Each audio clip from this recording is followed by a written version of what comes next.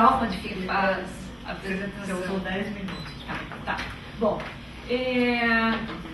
nós temos no SEM uma pesquisa que eu já faço sistematicamente sobre a trajetória das desigualdades em saúde e educação no Brasil, né? Então, esse gráfico aqui é um gráfico que aparentemente é difícil, mas é bem fácil de ser lido, tá? Nós construímos um índice de desempenho dos municípios em saúde e educação. Eu já apresentei aqui outras vezes, é conhecido de alguns, então para ir direto ao ponto, não vou entrar nos detalhes, né? Basicamente, isso aqui, cada município brasileiro é um ponto, e cada município, nesse eixo aqui está a nota que cada município recebeu no triênio de 2010-2012. A gente trabalha com 3 anos, uma média de 3 anos, para evitar desvio, vieses de você concentrar tudo em um ponto discreto no tempo. E aqui são os municípios, a nota que os municípios obtiveram no início da década de 2000, tá? Então, cada município é um ponto, e esse gráfico se lê da seguinte modo: os municípios que estão acima da reta são os municípios que melhoraram o seu desempenho ao longo da década, e os municípios que estão abaixo da reta são aqueles que pioraram o seu desempenho em vários indicadores de saúde, né? Marta, Então, deixa eu te perguntar uma coisa. Por que não coincidiu com o período eleitoral? Qual foi o ciclo de 4 anos? Teve alguma decisão? Fazer 3 anos e não 4? Aqui porque é o seguinte, determinados notas são muito sensíveis a, digamos, essa nota aqui baixa, tá? Por conta, basicamente, o principal fator é o crescimento da dengue, tá? Então, se você suponha que um município teve uma explosão de dengue e ele cai num ano específico, se você mede naquele ano específico, tem um viés. Então, a gente trabalha com média de 3 anos para corrigir esse erro que pode estar associado a você jogar toda a... Eu não perguntei só porque 3 e não 4. Só por isso. 3 anos e não 4 anos. Porque não coincidiu com o período eleitoral. Porque aí 4 já dilui muito a média. Tá? Porque aí você tem pouca variação, porque a gente queria era ver o começo da década e o final da década. E o fato de ser esses... Na verdade, não tem nenhuma orientação partidária ou eleitoral aqui. Aqui tem muita coisa também associada à disponibilidade de dados. Porque como são 10 indicadores para todos os municípios, a gente tem que tratar muito para obter o máximo de confiança e de informação possível. Tá? Então, o ponto aqui que eu queria chamar a atenção é o seguinte: então, teve muitos municípios que melhoraram, e tem um número considerável que piorou, mas a faixa de nota é uma faixa de 4 e 8, tá? O que significa que tem pouca desigualdade entre os municípios brasileiros no que diz respeito ao desempenho dos sistemas municipais de educação. Tá? Isso vai ficar mais caro. Saúde. Saúde. E também, quando tem uma piora, a piora é próxima da reta. Tá? Então não tem desastre. Se a gente olhar os mapas ao longo do tempo, eu estou usando uma forma de apresentação gráfica. Se fosse um mapa, ficaria mais claro ainda como tem pouca desigualdade. Marta, Oi. Desculpa, tem algum viés regional, ou está distribuído igualmente pelo país, essa piora e melhora? Na saúde, não.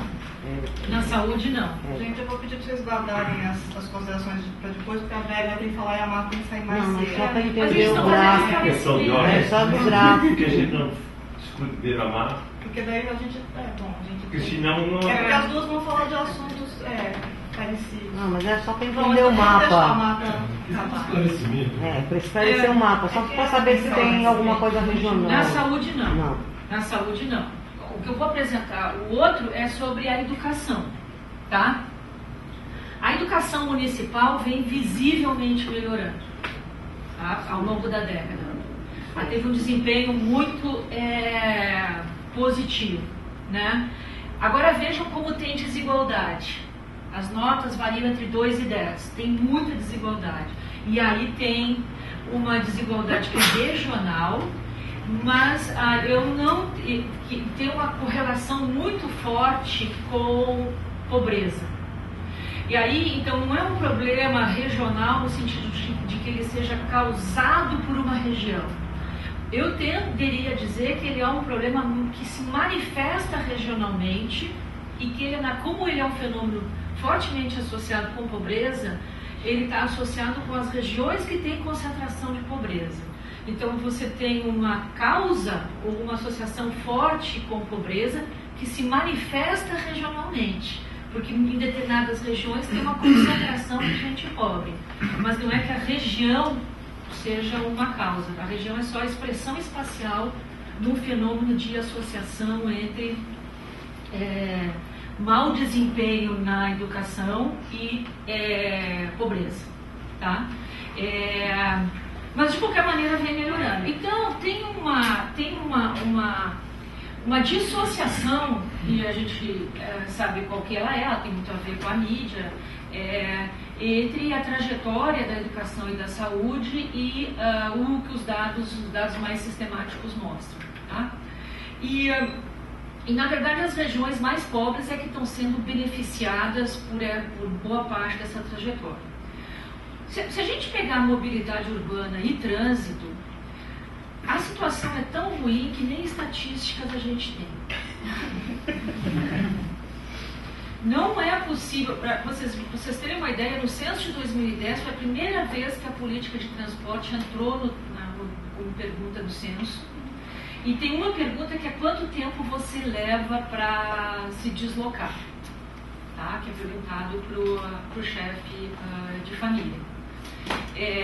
Os dados sobre morte no trânsito, não é possível estabelecer não dá para confiar nada do que for publicado sobre morte no trânsito. Para vocês terem uma ideia, só se registra como morte no trânsito quando o cara morre no asfalto. Se o cara se quebrar todo, ou se ele morrer no hospital, já não é registrado como morte no trânsito. O que quer dizer que a letalidade do trânsito é muito maior do que todos os dados dizem e a gente não sabe direito, né?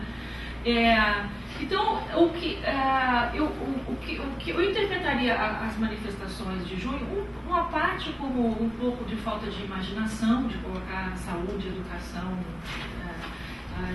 no debate, né? E também como expressão do mal-estar que é viver nas grandes cidades brasileiras, né? Que realmente são lugares que não são habitáveis, né? As cidades brasileiras de fato não são habitáveis. Então, isso é uma parte do argumento. Uma outra parte que eu acho que tem que ver com as manifestações de junho, que ao contrário do que várias pessoas pensam, assim, vou falar genericamente só para não... de ver como positiva o fato de que há um desconforto com os partidos, eu penso que, como a Ângela mostrou no trabalho dela, que tem muitos movimentos com muitas bandeiras distintas, o papel de filtro que os partidos representavam se perdeu, né? Então os partidos não, por conta dessa rejeição aos partidos, não estão podendo desempenhar um dos papéis importantes que os partidos fazem, que é de canalizar demandas, organizar, priorizar, hierarquizar. E uma parte do fato de que nós caminhamos nos aproximamos da Argentina, nessa tendência de que tem manifestação todo dia, em vários lugares ao mesmo tempo, com um resultado muito pequeno, eu acho que tem a ver com isso, com esse fenômeno, né? O que parece, para concluir, eu gostaria de colocar um outro ponto no debate que me parece, esse sim, bastante preocupante. Se é verdade as premissas do que eu disse, ou seja, de que a população mais escolarizada tende a ser mais demandante, tende a ter mais participação política e que, portanto, os movimentos tenderão a ficar, sabe Deus, sob formas, né? Porque eles podem caminhar em várias direções, né? A pressão sobre o setor público vai aumentar. E a capacidade do setor público responder a isso, os estados, os municípios em particular, porque é quem tem que prestar essas políticas que estão sendo objeto de demanda, ela é limitada. Limitada porque os orçamentos já são muito comprometidos. Eu acho que é totalmente ilusória essa ideia de que se você resolver o problema da corrupção, vai ter dinheiro sobrando para resolver todas essas demandas. Né? Os orçamentos já são muito engessados. O Brasil tem tido revoltas fiscais importantes no período recente. O que eu chamo de revoltas fiscais são uma resistência politicamente organizada da classe média, que afinal de contas é quem pagaria imposto, para aumentar a taxação. Então, o fenômeno da CPMF e das tentativas de taxação dos prefeitos e do governo federal e tal, eu acho que não é apenas um fenômeno contra o PT, é um fenômeno contra a taxação, contra o aumento de taxação, né? Eu acho que governos que tentarem taxar encontrarão grande resistência política. Então não tem uma solução politicamente fácil por aí para buscar recursos para responder a essas demandas. O endividamento também é um problema, né? Tem uma pressão grande da opinião pública contra o endividamento, tem uma pressão grande dos investidores, tem uma pressão grande internacional contra a Dilma, e em particular o Arno Augustin tentaram encaminhar isso aí, relaxando o endividamento para tentar aliviar o caixa dos estados e dos municípios, que já é muito comprometido, mas encontraram uma resistência política razoável, né? Tanto que agora eles estão recuando rapidamente dessa estratégia por meio das taxas de rating. Então, a solução para aumentar os recursos dos estados e municípios pela via do endividamento também não é uma solução politicamente fácil, né?